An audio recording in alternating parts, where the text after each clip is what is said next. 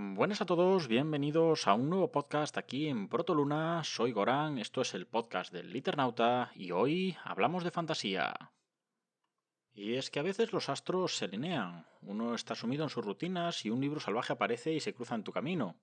Arcen, la encantadora de bestias, ha sido uno de estos libros. Todo comenzó el 17 de julio, día que se celebró el Vigo Entre Letras de 2021. No conocíamos prácticamente a nadie, ni autores ni libros, así que cuando tuvimos la oportunidad nos acercamos a la zona donde los vendían para ver un poco lo que había. Arcen nos llamó la atención a ambos, no tanto por lo llamativo de su portada, sino porque parecía que era lo único que no era del género romántico, y por si alguno aún no lo sabe, pues no es mi género predilecto. Así pues, lo compramos, pero por desgracia la mesa literaria en la que participaba su autor, PJ Llorente, había sido por la mañana, por lo que inicialmente nos quedamos con las ganas de conocerlo. No fue hasta casi el final del evento que Agwin relocalizó entre los asistentes por pura casualidad. Oye, ¿ese no es el del libro que compramos? De este modo, me tocó a mí ir a hablar con él para que nos dedicase el libro y ya de paso contarle un poco sobre nuestro proyecto. Una conversación corta, con una advertencia por parte suya del inicio del libro, que era, según él, un poco complicado, un poco enrevesado, y un intercambio de opiniones a cuenta de la obra de J.R.R. Tolkien, con quien algún insensato lo ha comparado en alguna noticia. Me llevé así una grata impresión sobre su persona, un chaval bien majo, y me impulsó a priorizar su lectura por delante de otras que todavía esperan en mi mesilla de noche. Una de las cosas más interesantes que plantea PJ Llorente en su obra es el mundo fantástico donde lo sitúa, Arcen, que es un mundo propio y diferente. La alta fantasía es un género que está muy trillado y donde ya todos conocemos las razas, las criaturas, el funcionamiento de la magia. Esto no es de por sí malo, ya que permite que un lector que llegue nuevo a una determinada saga sepa qué es qué, o por ejemplo que sea muy fácil adaptarlo como escenario de campaña para el juego de rol de turno, aunque también se corre el riesgo de ser muy genérico. En este sentido, Arcen es un soplo de aire fresco. Partiendo de su propio mito de la creación, se nos plantean diferentes seres y razas inmortales que a su vez derivan o son creadores de las razas mortales, incluidas las oscuras, en un árbol de razas bastante complejo y original. Sobre todo me ha gustado el uso de nombres originales incluso para razas que sí podríamos asociar a criaturas clásicas, como puede ser el caso de los Teren, que se podrían asociar a los clásicos cambiaformas. Por supuesto, si eres de los que necesitas saber qué es qué, esto le añade un puntito de dificultad a la lectura, pero no son cosas realmente indispensables para disfrutar la historia. El ir asociando cada raza y cada criatura llega con las páginas. Si aún así lo necesitas, y es una necesidad que yo comprendo muy bien porque a mí me pasa, los dos primeros apéndices podéis leerlos sin comprometer absolutamente nada de la trama y explican todo esto de las razas, además de una manera que me parece mucho más sencilla que simplemente mirando el árbol de razas. Sí me ha resultado curioso que hasta prácticamente el último tercio de la obra no se describe a ninguna de las razas o criaturas que salen de manera tácita. Los Hedren, los Angrobos, los Alden, y la primera vez que sí describe en profundidad a una raza, que son los Braxen, resulta que no salen en el árbol. También me gustaría destacar que tiene un mapa mucho más grande que la novela. Puede parecer una tontería, pero dice mucho del mundo que tenemos delante. Cuando digo que el mapa es más grande que la novela, me refiero a que abarca mucho más que la geografía que implica la trama. Esta ocurre en el cuadrante noroeste y dentro de este cuadrante apenas en dos trozos bastante pequeños. Es difícil hacerse una idea de la escala real del mapa, ya que dada la representación de los ríos, bosques y lagos podría ser del tamaño de España o del de Europa. Parece que solo hay 4 bosques mal repartidos, pero sabemos por la trama que Bosque Vetusto es enorme, por lo que lo más probable es que solo estén representadas las masas boscosas realmente grandes y el mapa sea mayor de lo que aparenta a primera vista. ¿Y qué quiero decir con todo esto? Pues que hay mucha historia por descubrir y eso me encanta.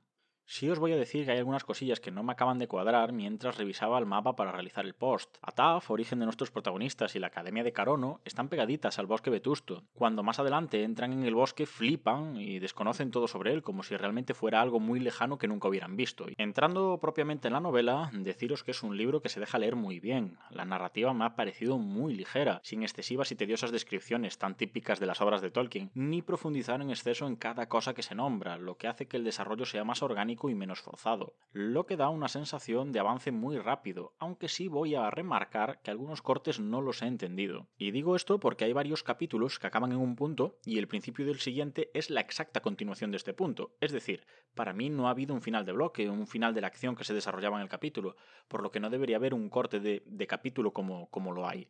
Hay un par de casos, de hecho, en donde el corte está en la mitad del diálogo. No es que afecten negativamente, pero simplemente me chocan. Me gustaría destacar también a los personajes jóvenes y que se les ve con mucho potencial.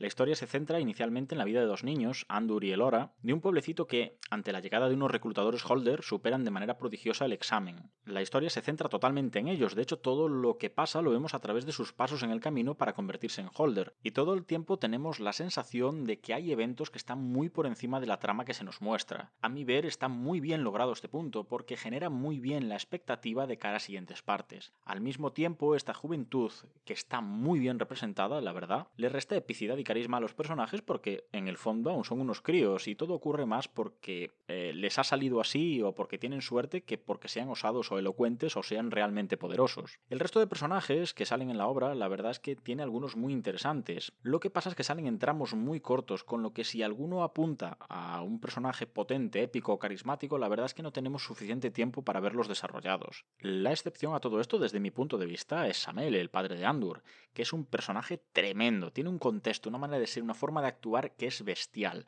Todo me ha gustado y sus capítulos para mí son los mejores de la obra. Me gustaría también hacer una mención, una anotación especial para Groam, personaje que claramente es muchísimo más de lo que vemos en la obra y que el pobre sale para ser un chapas. En concreto, hay un speech de página y media sobre la geopolítica de Arzen que me parece más una explicación forzada al lector que un discurso realmente relevante en la historia.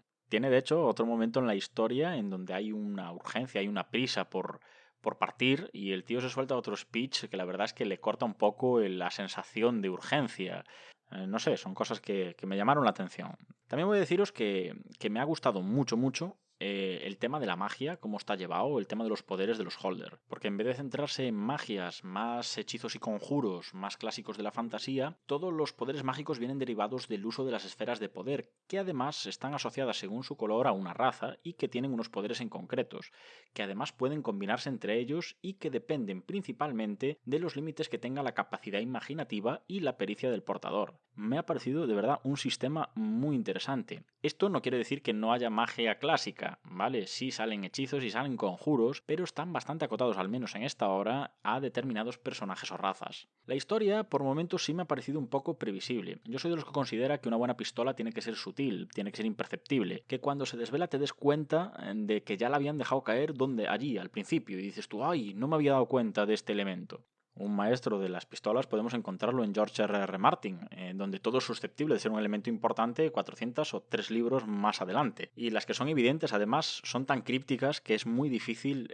atisbar por dónde te va a salir. En este caso son un poquito más toscas, y hay muchas cosas que a mí me han parecido evidentes, pero que puede ser que venga porque vengo muy entrenado de otros tipos de autores que utilizan las pistolas de manera más sutil y te obligan a rebanarte los sesos. Sí os puedo decir que no son graves ni evitan disfrutar de la trama, simplemente me han parecido poco sutiles. No voy a hacer aquí spoilers de estas secciones en concreto, aunque sí voy a dejar un apartadito en la entrada del blog en donde las voy a explicar. Terminando ya, quiero deciros también que el título no acaba de convencerme, porque sí, es algo que comentaba por redes cuando llevaba 2/3 del libro leído, y el tercio restante la verdad es que no me ha hecho cambiar de parecer. La encantadora de bestias me parece que actúa como un objetivo, que es verdad que mueve toda la trama principal, es lo que tienen que llegar a conseguir, pero no me parece tan relevante como para ponerle el título a la obra. Y puntualizo, el personaje me encanta como concepto, es una mujer, por decirlo de alguna manera, porque tampoco está muy claro, antigua, poderosa, y se entrevé que además es una pieza vital en el futuro de Arzen.